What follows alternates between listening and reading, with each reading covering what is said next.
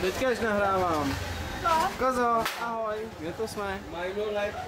Tady se koze líbí, protože to tady vypadá moc pěkně. Je to tady prostě takový zajímavý krámek. A jsme měli odsaď koupit, hele.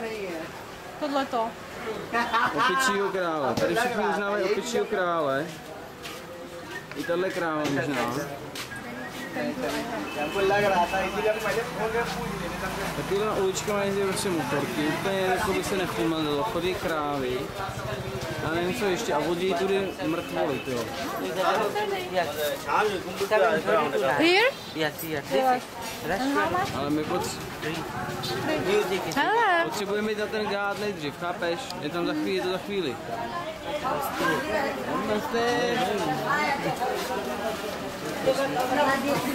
Thank you. Tu půjdeme na muziku zadarmo. Potom ale. Jo. Tenhle takovýhle trpající, ten se nabízí nějaký hoší, něco ke kouření, já ho zapiju. Ty se nestyděj, tyjo. No.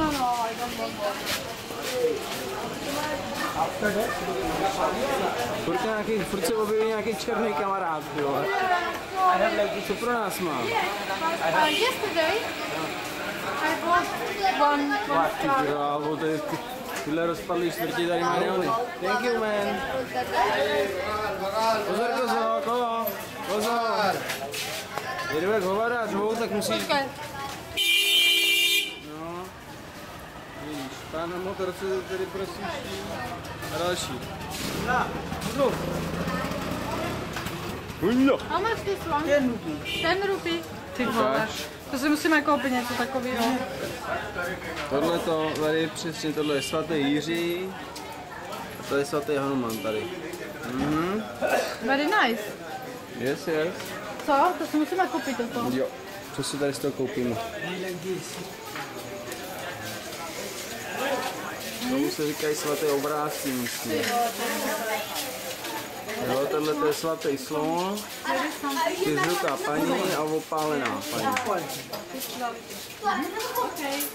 Tohle tady prostě Rychle, musíme. Jo. Tady